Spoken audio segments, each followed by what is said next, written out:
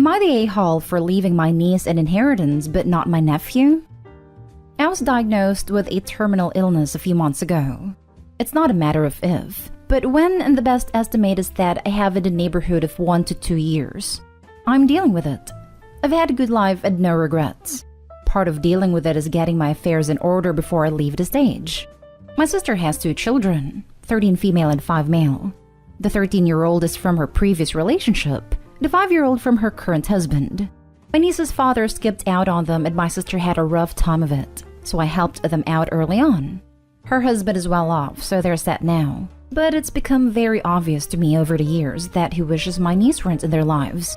They don't exactly neglect her, but she's left out of a lot. And it's very obvious even to our parents that my nephew is heavily favored. I've talked to my sister about it at various points, but she's in denial, and I don't think would ever have the courage to stand up to her husband. I've tried to make it up to my niece in quiet ways, but I know it still hurts and I worry about her. I made some very fortunate business moves early on and I'm now sitting on a large chunk of change in a retirement fund that I will not live to use. My sister has made no plans for my niece's college or anything else, but the girl is incredibly smart and hardworking in school, and she deserves a chance to make the most of herself. It's my intention to have everything put in trust for her after my death, managed by my executor until she's 25 so that her parents can't touch it. She can have money for school, and some time to mature before being fully in control. My nephew already has a trust fund from his father, so he doesn't need the money. Ironically, this would put her in a better financial position than the rest of the family, but I think that's justice at this point considering how much she's put up with and missed out on. I sat down with my parents and sister to lay out my plans and end-of-life wishes, and my sister is deeply offended that I'm excluding her and my nephew. She thinks I should leave the money to her to split between them or set up equal trusts for the kids. My father loathes brother-in-law and said he agrees with me not letting him or my sister near the trust, but I could leave my nephew something to save face. My mother is too distraught to have an opinion right now. Brother-in-law made a joke later about contesting the will, and my sister isn't speaking to me. I feel like I have more responsibility to look after my niece since no one else is, while her brother will be okay. I love my nephew too and don't want him to feel bad when he's older. I've planned to leave him some non-monetary items. Am I the a-hole? Now for the top comments before reading the update. Not the a-hole, but I would see a lawyer. I've heard too many times where people mentioned leaving the other person a nominal amount of $5,000 so that they can't contest the will. Granted, my expertise is coming from Better Call Saul and a few other shows, but I'd still check. The laws governing disinheriting someone vary. It could be you have to explicitly name them and state you are disinheriting them, or you have to give a token amount to demonstrate they weren't accidentally forgotten. Same thing with introducing a do not contest clause. OP needs to check with their lawyer and be careful with a will if they want the money to go to the niece as desired. OP actually needs to check with a lawyer at 100%, but in general, disinheriting somebody means like your spouse or child. Not an a-hole at all, but agree with your father. Maybe leaving a token something so your nephew isn't left feeling the way your niece does, that you didn't value him at all. But agree that the majority is left to your niece to ensure she gets the same leg up as your nephew. And make sure that you have it locked right that there can be no contest, and they should think long and hard about it if they want any sort of relationship with her daughter. But also leave a letter for your nephew explaining your rationale that he can read as an adult. It's your money and you leave how you see fit. I've planned to leave him some items from my grandfather as well as some of my collections which do have value, but I think he'd enjoy having the actual items more since he always wants to see them when he comes over. I would go ahead and create your niece's trust, with you as trustee and name a successor into creating documents, while you are alive, and move most of your assets to it, and then just leave a small estate in case brother-in-law's joke is not really a joke. Talk to a lawyer to confirm and create it soundly, but that will likely help assure your wishes are followed. Brother-in-law made a joke later about contesting the will. I would flip out if anyone did that to me. It's even worse if I had an estimated 1 to 2 years left. Now for the update. First, thank you for the kind condolences. It's never an easy thing to face, but there are worse things that can happen and I've already been more fortunate than most. As everyone has suggested, I do have a good lawyer and financial planner working on this, as well as a trusted friend in estate planning who will be my executor, so that this remains as far outside of family politics as possible. I do like the idea, as someone suggested, of leaving enough for university tuition locked down for my nephew, just in case his father is being dishonest about the trust, so I will discuss that with the professionals. I'm also leaving him some items of actual value, which I suppose he could sell if he chose. That being said, he has a large family on his father's side to help him, whereas my niece has only me and my parents locally. Our other family lives abroad and would not be in a position to help. I do also like the idea of making recordings and letters for them to explain the situation. Some here were worried about brother-in-law treating my niece badly in the next few years because of the trust, and that's something I've been concerned about myself. My niece would prefer to live with her grandparents, and they would be happy to have her, but my sister has been an obstacle to that because of appearances. I've compiled evidence of emotional neglect over the years, along with brother-in-law's shady behavior in general, and have discussed suing for custody with my parents in the event the situation worsens. I will work in some emergency funds for legal costs and such in the event that happens, or to allow my niece to emancipate at 16 if she chooses. That year or two gap might be difficult for her, but I think if it's clear that there are a lot of eyes on the situation and people in her corner, brother-in-law won't escalate too much, as it would draw unwanted attention to his other activities. Before I was diagnosed, I had floated the idea with my sister of paying to send her to a good boarding school, so she could get a better quality education, and maybe feel a little more comfortable away from home. That was received favorably at a time, so that may also be an option if my sister is still open to it. My parents and I do plan to sit down with my niece soon and discuss this with her. Make sure she's introduced to my executor and lawyer so she knows who she can reach out to if she needs help or advice, and prepare her for what's coming. I had planned a trip for all of us, sister and nephew included, back to my parents' home country for Lunar New Year, so I'm hoping that I'm still healthy enough by then to go, and that some of this can be worked out while my sister is away from brother-in-law's influence. Next story. Am I the a-hole for refusing to give my stepdaughter her Christmas present from her grandparents if my son doesn't receive one as well? I, 31 female, have been married to Dan, 39 male, for 7 years and have Nick together, 4 male. Dan has a daughter, Mel, 11 female, whose mother passed away during childbirth. We met when Mel was 1. Mel's grandparents, Tim and Kim, maternal, used to not be a part of our lives. They never supported my relationship with Dan. They told Mel I was trying to replace her, that I didn't love her, and other comments. Dan decided to go no contact as he didn't like how they treated us in front of Mel, and how Mel began replicating that behavior. Last Christmas, we all reconciled due to world events occurring. During this time, Tim and Kim only brought presents for Mel and Dan. Me and my parents were also present, and we both bought presents for them, but it wasn't reciprocated. Nick noticed that his sister and dad got a present, but he didn't. I didn't like the behavior and knew as he got older, it'll become more apparent, and I don't want him experiencing that. Me and Dan sat down with them to explain how we felt, but they just acted surprised. I suggested we lay down boundaries at how we'd like to approach any gift-giving holidays to be better prepared in the future. We agreed that for birthdays and Christmas, we'd give gifts to everyone, and it was the thought that counted. Throughout this year, Tim and Kim only bought gifts for Dan and Mel's birthday. My birthday was in March and Nick was born in April, but we didn't receive anything, not even a card. Sent a text asking if everything was alright, but they said they were busy and wished us a happy birthday. For Kim's birthday, my parents let them stay in their second home so they could go on vacation. They took my parents up on that offer, yet when my parents' birthdays came up, they didn't receive a gift or a text. At this stage, we were all pretty frustrated, and my parents felt like they were taken advantage of, as Tim and Kim were only nice to them until after their holiday.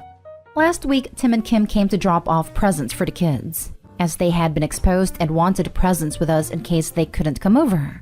They dropped off 2 boxes, both labeled Mel. I texted assuming that they'd accidentally written Mel's name twice and asked which was which, but they told me both were for Mel. I asked where Nick's present was, but they said they weren't giving him one. No explanation. I was fuming, so I told Dan the situation before responding. We told them that we would not be giving Mel the presents from them unless Nick got one, as it wasn't fair, and we'd already agreed to give everyone gifts. They claimed that wasn't fair and we were showing favoritism, and how can we withhold a gift from an innocent child? And then said that I'd rewrap it and claim it was from Santa. They posted on Facebook about how I was favoring my child and punishing their grandchild for no reason, and this was met with criticism directed towards me. You're the a-hole for this instance. Nick isn't related to them at all. These are Mel's maternal grandparents. Her mother died in childbirth and you are now trying to cut her off from the rest of her mother's family because you want them to pay the toll of buying presents for you, your son, and your parents. That's unreasonable when their only family in your household is Mel. The comments about replacement / etc. were not acceptable, but you did not mention those as having continued or being the issue right now. Your issue is them not buying your entire family presents. As long as they are now cordial with you, that's really all you can ask for. It's so weird how hard you guys keep trying to force these folks to care about a kid they're not related to. Your son has grandparents and parents, and doesn't need Tim and Kim. Mel has her dad and them. I don't know what kind of mom you are and would never assume you aren't a great one to her, but at the end of the day, her dad and them are her only biological family. Why would they want to buy a kid that isn't their family presents? Let them have their thing with Mel, and if it's with Mel only and you don't like that, don't contact them more than you have to. I don't mean to be rude, and I apologize if this upsets you. Just my take. Next story is titled, Am I the a-hole for moving my pregnant younger sister into my house without asking my boyfriend's opinion? Info. My 29 female boyfriend, 31 male, and I have been together for 5 years, but he does not live with me full-time. We have a semi-long distance relationship. We live about 300 miles away from each other. I own my house in my town and he owns his flat in the city he primarily lives in. We each pay our own bills, but chip in for food when we are at the other's place. We try and see each other for a long weekend every second weekend, alternating whose home we go to. My younger half-sister, 18 female who I'll call Lily, recently found out she was pregnant. She told her boyfriend, and his response was to break up with her and block her on all social media and her number. I'm not sure if it was him or someone in his family that reached out to our mom and told her Lily was pregnant. Mom has a very short fuse, especially when she has been drinking. Lily turned up on my doorstep at nearly 4 a.m. in her pajamas, crying her eyes out. Mom had apparently stormed into her room when she was sleeping. Mom was yelling, screaming, and very drunk. She smashed Lily's phone and iPad. Lily managed to grab her shoes and get out of the house, walking the 4 miles to my house. I live closer than our other siblings. At the time, I sent my boyfriend a text saying, "Stuff has gone down. Lily's at mine." When he woke up, I got a response saying, "Okay, talk later." In the morning, I rang my younger brother and we both went over to Mom's house. She was unconscious, breathing I checked, on the sofa. In 2 hours, we packed Lily's stuff into our cars and took it back to mine. All the siblings, 5 of us, talked and decided that for now, Lily will stay with me. She's still in school, so can't afford to live on her own. Our younger half-brother, 21 male, who is at university, will stay with our oldest brother when he comes back for the holidays rather than Mom's. That evening, after boyfriend had finished work, we talked about the situation. He knows how volatile my mom is, but he is not happy that I didn't talk to him before deciding to let Lily move in. He's now saying that he isn't coming to mine over Christmas. He was meant to come down today and stay over Christmas and New Year. His family lives near me, so he would see his family, not just me. He has decided that he's staying with his mother as he doesn't feel welcome at mine anymore. I've had a call from his mother asking what happened, and she said I was disrespectful to my boyfriend and she expected better of me. Am I the a-hole for not talking to my boyfriend before deciding to let my pregnant younger half-sister move in with me? Now for the comments. Not the a-hole. You do not live together. And I would have hoped you would be compassionate enough to understand your sister needs help, and that this will likely not be a permanent situation. Visiting family but not visiting you is childish behavior. I'd take these few days to really think about how his behavior makes you feel. Good for you for taking care of your sister and removing her and her child from a potentially dangerous situation. Thank you. Not the a-hole. It's your house and you two don't even really live together. If I got a text from someone saying I expect better, I'd probably go haywire. Until she said that, I didn't think I had done anything wrong. You didn't do anything wrong. Time to dump him and get a better boyfriend who would be supportive of you. Now for the last story. Am I the a-hole for making my relative pay for his uninvited guests' dinner? I recently graduated from college, and to celebrate this accomplishment, my family and I chipped in to have a buffet for my immediate family and some extended relatives and my godmother, also a distant relative, on a very nice restaurant. It's not exactly cheap, so everything is accounted for. and we informed them that those who are invited are the only ones who can eat. On the day of the celebration, to our surprise, my godmother brought in 3 co-workers of hers. They are total strangers to me. My dad said he would just pay for the surprise guests, but I put my foot down on it and pulled my godmother aside and told her she would have to pay for the guests she brought, because we only have the budget for the people we originally invited. She told me to consider it, and that this is a celebration. No need to be cheap about it. I firmly told her no, and that she would either have to leave or pay for them. She replied, okay, fine. After the 3 hours buffet, when it is time for billing, I specifically told the waiter to only count the original number of guests we reserved, and the 3 extras will be on a separate payment. My godmother was furious that we didn't relent and pay for her co-workers. She started ranting about it, but my dad told me and my mom to go home and he will deal with my godmother. After that incident, my phone was blown with text from my godmother who told me I embarrassed her in front of her co-workers. Turns out her co-workers ended up paying for themselves, even if my dad offered to pay for them. He guessed that the co-workers of hers didn't want to make the situation become more awkward, and it isn't a big deal for them. But my godmother was furious and told me that paying for her friend's dinner was nothing compared to the gifts she gave me since I was a little baby. Am I the a-hole for doing this? Not the a-hole. Who the heck brings strangers to a relative celebration? Your godmother was beyond tacky for thinking this was okay. Tacky times 10. I would never invite her to another gathering ever again. After working in hospitality and hosting events, this is my ultimate pet peeve. This woman invited 3 extra uninvited people and demanded that the host pay for them. In essence, she wanted a guest of honor to be out of pocket for 3 randos. She embarrassed herself, and I hope her co-workers told her off for putting everyone, them included, in a tacky tango. I don't argue. I speak my piece, then ghost. Her rants would have been insane because she would be blocked until she simmered down, apologizes, and proves she can manage to not act like an a-hole.